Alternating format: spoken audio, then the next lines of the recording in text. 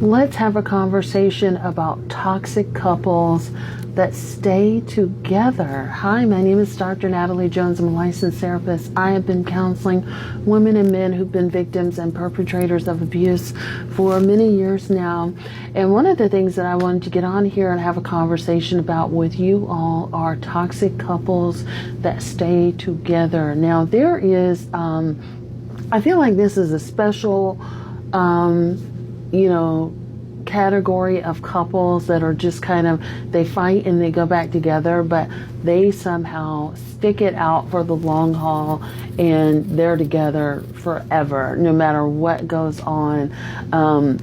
And I'm reminded of I don't know if you guys have seen The War of the Roses. I think it was a movie from it was either the 80s or the 90s with Michael Douglas and Kathleen Turner, where they were a couple that was married and then they go, they get divorced, but then they just fight each other to the death and they end up killing each other, and that's how the movie ends. It's supposed to be like a dark comedy or something like that, but if you haven't seen it, definitely go check that out.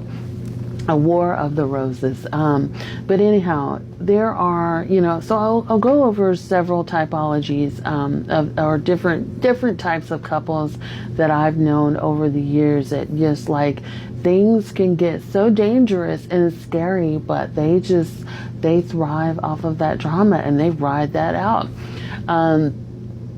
So one type of couple that I've known, and I haven't really seen anybody talk about this, but with men and again, a heteronormative couple, and this used to be really common back in my day, which was where women would shoot their husbands. So women who shot their husbands, usually for cheating and things like that, they didn't kill him, but they hurt him a bit. They put him in the hospital for a week or two. They would shoot him in the chest, or they shoot him somewhere where it hurt really bad and he was in the hospital, and they would just sort of fall out, and then she'd shoot him, she'd go visit him in the hospital, and they're back together and they're rocking on without further incident throughout the rest of their marriage. So she shot him, and that was the last we would ever hear about him cheating and stepping out and things like that. So it seemed to get him back in line. But that used to be a thing that would happen, and back in the day, I wouldn't really see women go to jail for stuff like that. Like nowadays, women do go to jail, but back in the day, it used to be couple squabble, women wouldn't get into a whole lot of trouble.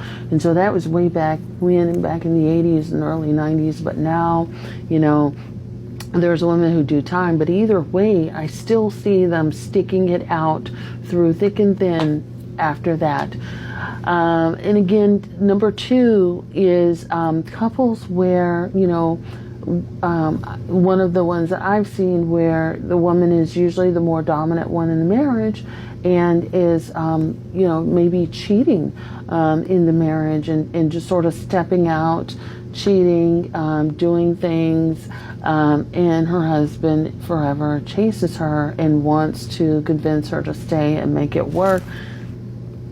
And so that dynamic seems to work. I've seen that work where the man is forever chasing and trying to convince the woman, we have a family, don't leave, let's work it out.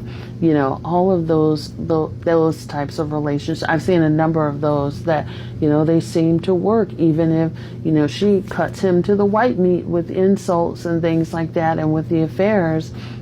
His ego will not allow him to let her go, and they just stick it.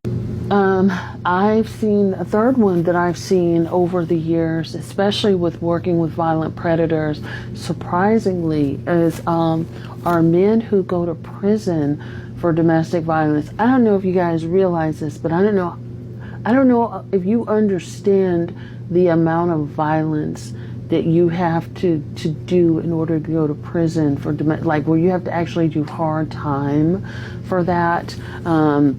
But anyhow, I've seen it where men go to prison for battering their wives. And again, this is usually like a culmination of serious things. So they've, long before they've gone to prison, they've done jail time a number of times and things like that.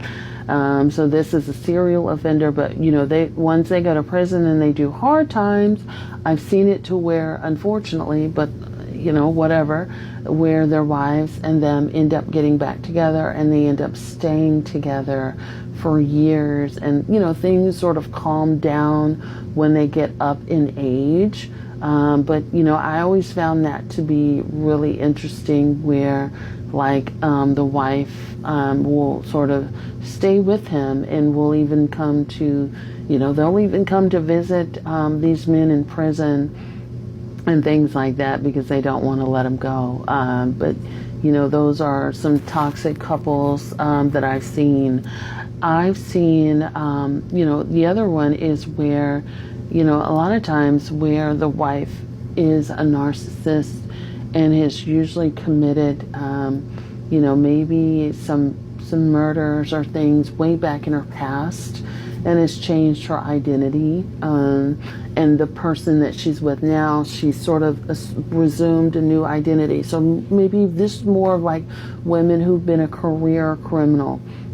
And they try, I don't really think the personality changes, but they just sort of, do a rebranding after they've committed a slew of crimes, usually like unaliving of several people.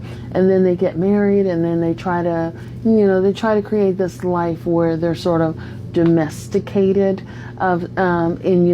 eventually their crimes, if they got away with them, eventually their crimes sort of catch back up with them, and then they have to go and do time, and a lot of them, some of them, they never get out, but their husbands will stand by them, and again, this isn't always, but I've seen this happen a lot, where they just sort of have this undying, unwavering support from their husbands, and sometimes their children won't even stand beside them, but their husbands will, they'll put money on their books, come visit, do all that, do everything.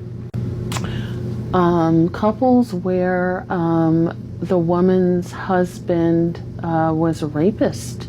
And trigger warning, I should say that, but trigger warning, where her husband raped her prior to them even getting married, and continued to do so, but may not have just raped her, but also raped other women.